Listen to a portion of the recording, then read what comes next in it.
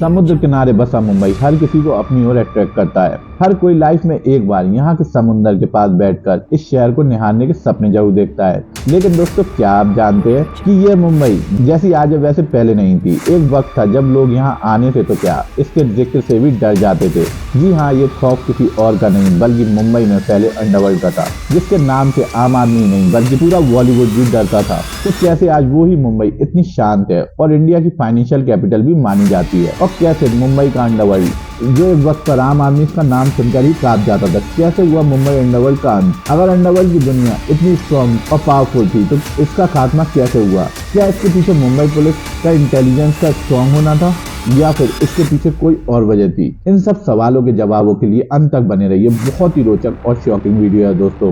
तो मेरे चैनल को लाइक एंड सब्सक्राइब करना बिल्कुल ना भूलिए दोस्तों, और कमेंट्स में अपनी राय जरूर बताइए। तो चलिए शुरू करते हैं।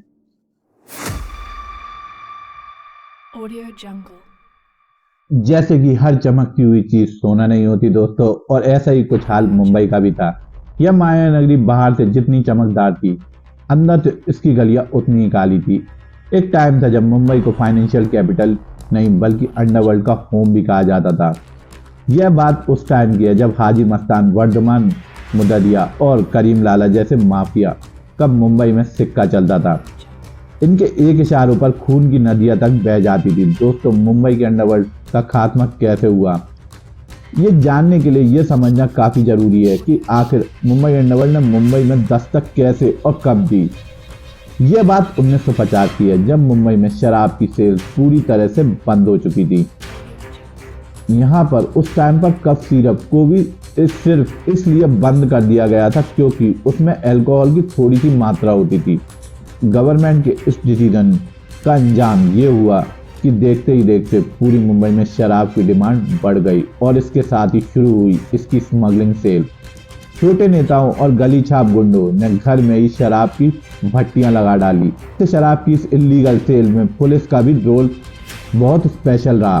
कहते हैं कि पुलिस ने घूस लेकर इन स्मगलिंग शराब की भट्टियों को सुलगने दिया, और सुलगती शराब की भट्टियों के साथ ही शुरू हुई मुंबई में अंडरवर्ल्ड की Dastak. Mumbai underworld was born, यानी जब शराब की स्मगलिंग बड़े स्केल पर हो चुकी थी, जो इसके साथ ही इसका धंधा करने वाले लोगों की दुश्मनी भी बढ़ने लगी थी। अपना रुतबा दिखाने और अपना सिक्का चलाने के लिए लड़ाइयाँ होती रहीं। देखते ही देखते मुंबई कई बड़े गैंग्स में बट गई। First don of underworld. वैसे तो मुंबई में कई माफिया डॉन वजूद में आए, लेकिन एक नाम ऐसा भी था जिसने मुंबई अंडरवर्ल्ड को एक नई पहचान दिलाई। वह बिना गोली चलाए पूरे मुंबई पे राज करता था। जी हाँ, मैं बात कर रहा हूँ माफिया तस्कर हाजी मस्तान की, जो मुंबई का पहला अंडरवर्ल्ड डॉन भी कहा जाता है। दोस्तों, मैंने इस पे एक डेडिकेटेड वीडियो बनाई है, प्लीज जाके जरूर देखिए। किसान परिवार से ताल्लुक रखने की वजह से मस्तान की शुरुआत दिनों में खूब गरीबी देखी। उसने शुरू में डॉक पर कुली के तौर पर काम शुरू किया, लेकिन बाद में उसने कीमती सामानों की स्मगलिंग करके खूब पैसा कमाया, और इस तरह वह अंडरवर्ल्ड का पहला डॉन भी बन गया। समुद्र में उसका राज चलता था दोस्तों। मस्तान जैसा बनना चाहता था वह उससे कुछ ज्यादा ही बन चुका था। वह अमीर और ताकतवर भी बन चुका था। उसे सफेद डिजाइनर सूट और मर्सिडीज में सवारी करने का बहुत शौक था। उसके हाथ में हमेशा विदेशी सिगरेट और सिगार दिखाई देती थी। खास बात तो यह है दोस्तों कि मस्तान मुंबई का पहला अंडरवर्ल्ड डॉन था, लेकिन अपने हेल्पिंग नेचर और बिना लड़ाई झगड़े की वजह से वह हमेशा लोगों के दिलों में राज करा करता था। आप मस्तान की पॉपुलैरिटी का अंदाजा इसी बात से लगा सकते हैं कि Bollywood star Ajay Devgan once upon a time in Mumbai में मस्तान का रोल प्ले कर चुके हैं। तो दोस्तों, इस तरह मस्तान के राइज के साथ ही अंडरवर्ल्ड ने मुंबई में एंट्री ली, और यहाँ से हाजी मस्तान के अलावा करीम लाला, वर्दा राजन और यूसुफ पटेल का नाम भी सामने आया। ये वो नाम थे जो मुंबई को अपनी जागीर मानने लगे थे और खुद को यहाँ का डॉन भी मानने लगे थे। दोस्तों, इसके बाद माया नगरी में कई डॉन आए और गए। कई आपस में हुई लड़ाइयों में मरे तो कोई पुलिस की गोलियों का शिकार हुए, जबकि कोई डॉन नेचुरल डेथ से भी मरे। इसके बाद मुंबई पर राज करने वालों का नया दौर आया। इसे भी आप अंडरवर्ल्ड की इस आंधी का ही एक रूप कह सकते हैं। मुंबई पर राज करने की तमन्ना रखने वालों की लिस्ट में सबसे ऊपर नाम आता है दाऊद इब्राहिम कास्कर का, जो 1993 बॉम्ब ब्लास्ट में दाऊद इब्राहिम कास्कर इंडिया का मोस्ट वांटेड चेहरा बन गया। और इंडिया की मोस्ट वांटेड लिस्ट में टॉप पर आने लगा। लेकिन अफसोस तो इस बात का है कि दाऊद आज भी खुलेआम घूम रहा है। वो आज भी पाकिस्तान में बैठकर कई तरह के लीगल रैकेट्स इंडिया से ऑपरेट कर रहा है। दोस्तों, दाऊद इब्राहिम के अलावा छोटा शकील, रामा नायक, छोटा राजन, अरुण गौली, मान्या सुर्वे, माया डोलर व दूसरे नाम हैं जिनका एक टाइम पर मुंबई अंडरवर्ल्ड पर तूती बोला करती थी। गैंगस्टर, बिल्डर, बिजनेसमैन और फिल्म मेकर से वसूली मांगा करते थे।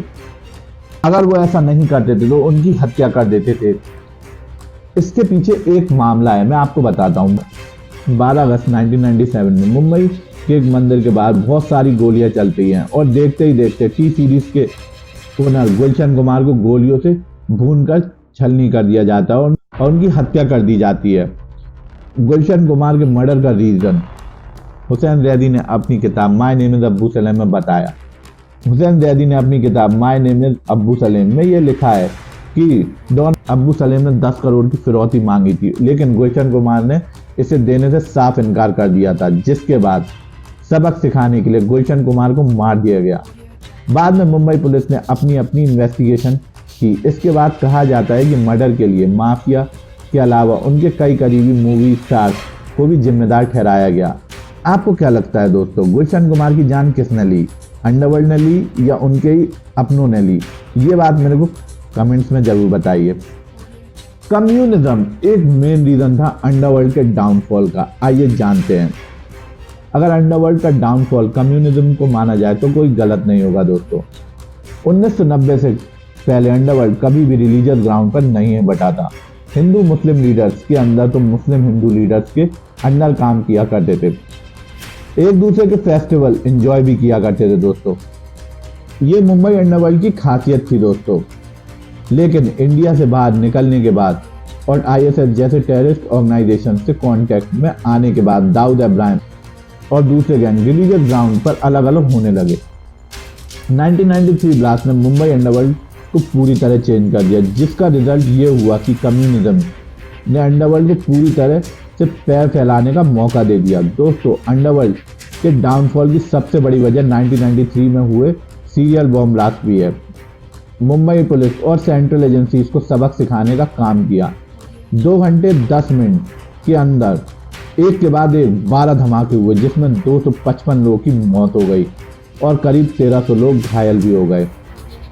दरअसल बाबरी मस्जिद को गिराने के बाद मुंबई में काफी स्ट्राइक्स हुई, जिसके बाद दाऊद इब्राहिम, टाइगर मेमन और मुस्तफा दोसा ने बदला लेने के लिए मुंबई में ब्लास्ट कराने का प्लान बनाया। लेकिन इन सीरियल ब्लास्ट के पीछे कई बॉलीवुड सेलिब्रिटीज का भी नाम सामने आया। लेकिन ब्लास्ट के बाद रील से रियल लाइफ में एक खलनायक बने संजय दत्त। संजय दत्त को अब्बू सलेम ने एक AK-46 राइफल और कारतूस की डिलीवरी लेने को कहा था। उन्हें रखने और फिर उन्हें डिस्ट्रॉय करने के दोषी माना गया था संजय दत्त को, जिसके बाद 31 जुलाई 2007 को टाडा ने संजय दत्त को 6 साल की सजा सुनाई। संजय दत्त दलील देते रहे कि उन्होंने परिवार की सेफ्टी के लिए हथियार अपने पास रखे थे। उन्हें इन बम धमाकों के बारे में कोई अंदाजा या कोई खबर नहीं थी। Sanjay Dutt was involved in Mumbai bomb blast. दोस्तों, संजय दत्त की ये दलील काम नहीं आई और उन्हें सलाखों के पीछे जाना ही पड़ा। हाँ, ये बात अलग है कि वो वक्त वक्त पर बाहर आते रहते थे। मुंबई बॉम्ब ब्लास्ट से पहले इन्वेस्टिगेशन एजेंसी में कोई तालमेल नहीं था, लेकिन हमले से ना सिर्फ महाराष्ट्र पुलिस ने सबक लिया, बल्कि central investigation agency IB, raw और CBI का भी लोकल पुलिस के साथ तालमेल बढ़ गया। वही 1993 के मुंबई बॉम्ब ब्लास्ट के बाद छोटा राजन दाऊद से अलग होकर अपना अलग गिरोह चलाना शुरू कर चुका था। खुद को हिंदू डॉन साबित करने के लिए उसने बॉम्बे ब्लास्ट आरोपियों की हत्या करवाना शुरू कर दी, जो जमानत से बाहर आए थे। उधर छोटा शकील ने भी पलटवार किया और दंगों के आरोपी शिवसेना के सैनिकों को मारना शुरू कर दिया। आए दिन मुंबई शहर की सड़कों पर खून की होली खेली जाती थी। गैंगस्टर, बिल्डर, बिजनेसमैन और फिल्म मेकर्स का मर्डर कर रहे थे तो तब हो गई जब मुंबई पुलिस कमिश्नर के ऑफिस के महज 100 मीटर की दूरी पर एक कपड़े कारोबारी का शकील ने गैंग मर्डर कर दिया। इन मर्डर पुलिस कमिश्नर जो ऑफिस के पास हुआ था, तो एक्शन तो होना लाजमी था। फिर क्या, मुंबई गवर्नमेंट ने अंडरवर्ल्ड को खात्मा करने के लिए मकोका एक्ट यानी Maharashtra control of organisation crime act pass किया। मकोका एक्ट जैसे ही पास होता है, मानो मुंबई पुलिस की पावर दोगुनी से त्रिगुनी हो गई। Mumbai police serial bomb blast की वजह से पहले ही एग्रेशन में थी। ऐसे में जब मकोका एक्ट पास हुआ तो मुंबई में गैंगस्टर के एनकाउंटर का ऐसा दौर शुरू हुआ कि हर कोई देखता रह गया है। ऐसा कहा जाता है कि हर दिन पुलिस कई एनकाउंटर्स को अंजाम दिया करती थी। इस दौरान एनकाउंटर स्पेशलिस्ट दया नायक, विजय सालस्कर, प्रदीप शर्मा और सचिन बाजे जैसे अच्छे ऑफिसर सामने आए, जिन्होंने लोगों को यह विश्वास दिलाया कि मुंबई और कानून आज भी जिंदा है। Story of gangster encounter in Mumbai में बताया गया है। वैसे तो इन सभी एनकाउंटर्स की एक ही कहानी होती थी, और वो ये थी कि सोर्स मिलने पर पुलिस बताए गए ठिकाने पर रेड मारती है। गैंगस्टर से सरेंडर करने को कहा जाता था, लेकिन ये गुंडे पुलिस पर ही फायरिंग कर देते थे। ऐसे में पुलिस सेल्फ डिफेंस करते हुए इन गैंगस्टर को शूट कर देती थी। दोस्तों, रटी रटाई स्टोरी सुनने की वजह से पुलिस एनकाउंटर की स्ट्रेटेजी पे उंगलियां भी उठने लगी। बहुत से सवाल उठे। यही नहीं दोस्तों, इसे एक्स्ट्रा जुडिशनल क्लीनिंग यानी फालतू में किलिंग करने का भी नाम दे दिया गया।